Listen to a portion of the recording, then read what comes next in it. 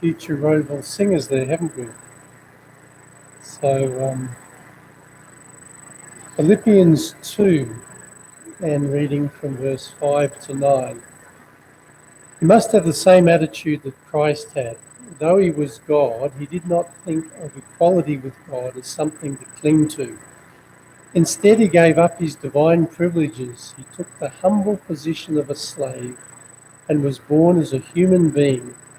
When he appeared in human form, he humbled himself in obedience to God and died a criminal's death, even the death of the cross. No verse there. Heaven to a cattle stall. No, I was thinking of, someone was commenting, we went up to Lennox Head always at Christmas time, where Grandma was, and we'd be in a tent by the sand dunes. And just up the road is Byron Bay, where Grandpa used to have a batch. Wish he still had the batch there now. Because one of the movie stars, the Australian movie stars, just recently, looking over the beach, built a $20 million mansion. I think it had 19 bedrooms and bathrooms.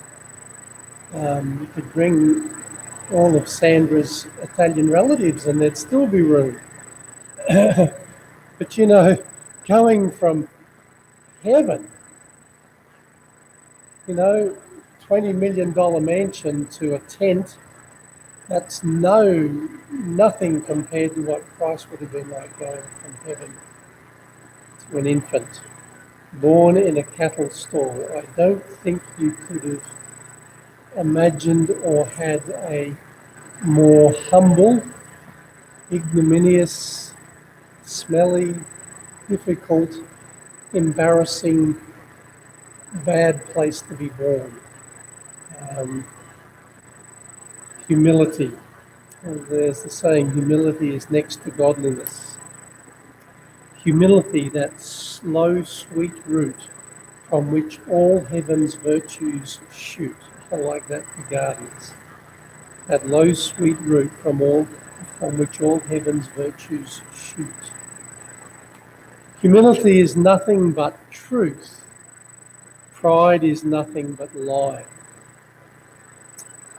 Selflessness is humility. Humility and freedom go hand in hand. Only a humble person can be truly free. And that's a challenge, isn't it? A lot of my angst is caused by my pride. Only a humble person can be truly free. Let's reflect on Christ's humility and the challenge that gives to us as our Rowville singers sing Infant Holy, Infant Lowly.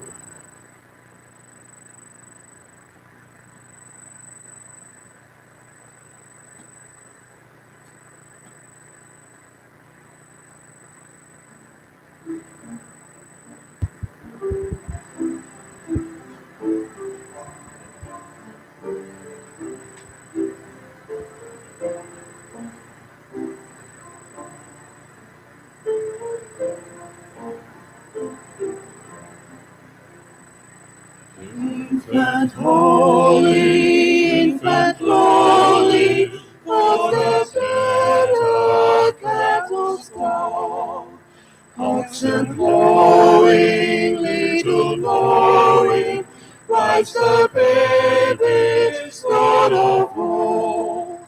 Sweepers swinging, angels singing, Noel swinging, tidings bringing, Blessed baby, Lord of all. Blessed baby, Lord of all. Flocks were sleeping, shepherds keeping, vigil in the morning dew.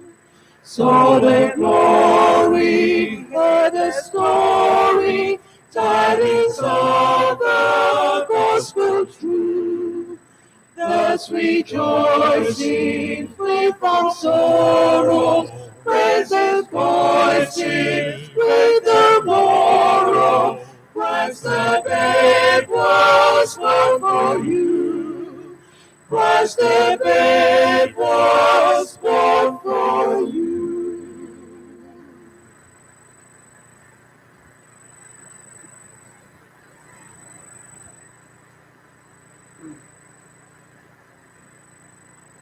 Christmas time.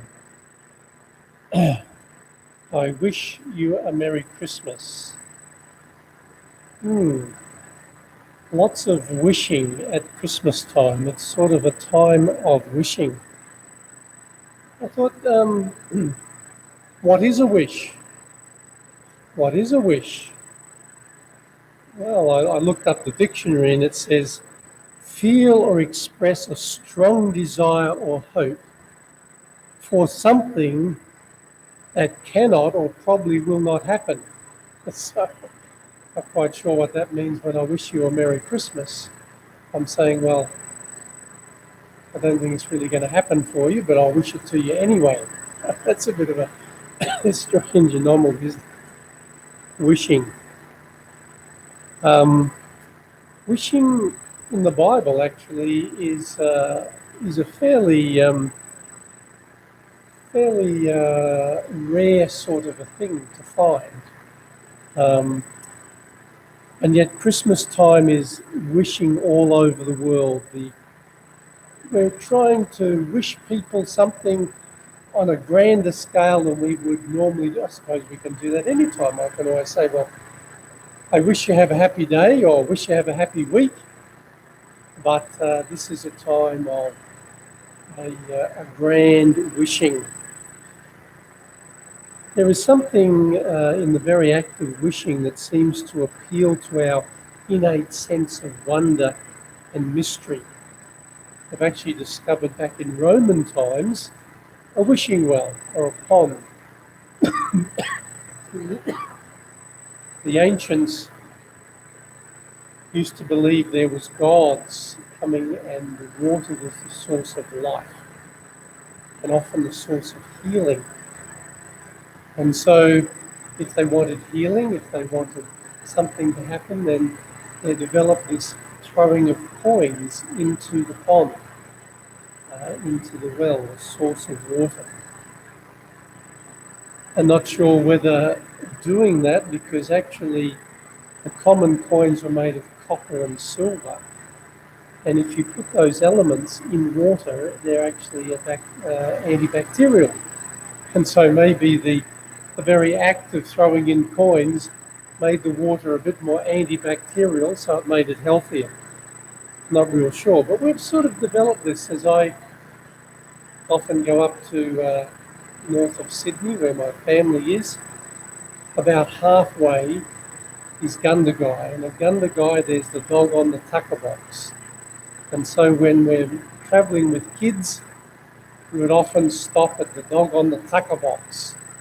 And sure enough, around the dog on the tucker box statue is you'd hardly describe it as a well, would you? It's just a pond of water, and coins have been thrown in there.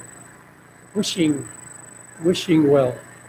I had to stop my little boy from half getting in and getting very wet, trying to get the coins for himself. Wishing well. So what does it mean? What is wishing about? Serious wishes. Well, I don't think serious wishes is, I wish I had a Ferrari, or I wish I owned that $20 million house at Byron Bay.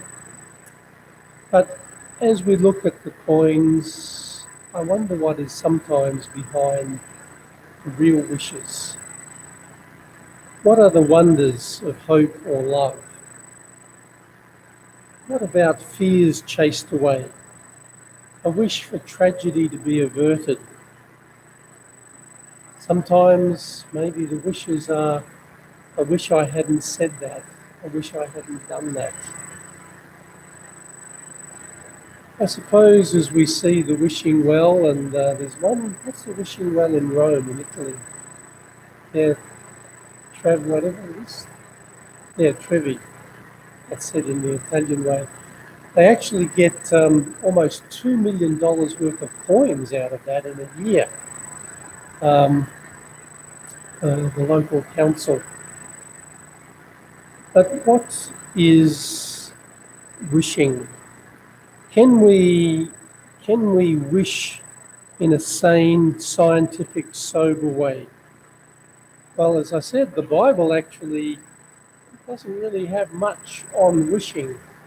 Not really in the sense that we're talking about.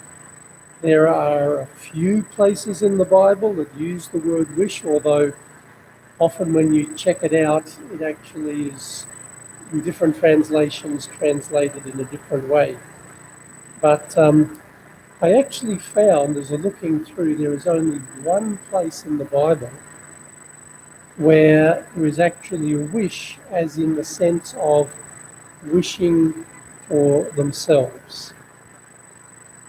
And that was, I suppose, a challenging, in a way, a tremendous and sense a half-formed wish. The Apostle Paul says, I could have wished that so here we have a wish for himself, that I was accursed from Christ for my brethren, my kinsfolk according to the flesh. Wow. There's a noble wish, isn't it? What he is wishing is he is wishing for the impossible, a wish that almost seems that impossible. What was the definition of a wish? Feeling a strong desire or hope for something that cannot or probably will not happen, but you would want it, you would just wish it to happen. And here the Apostle Paul is wishing that all of his tribe, all of his extended family, if you like, all of his brothers and sisters, and that's, would go to heaven. And he is willing to do anything to the point of losing his own salvation so that they could be there. Wow. As Christ said, there is no greater love than this, that a person would lay down his life for the sake of his friends. Paul's personal wish is that he can do anything so that others might be saved. Wow. I wonder, what do you wish for this Christmas?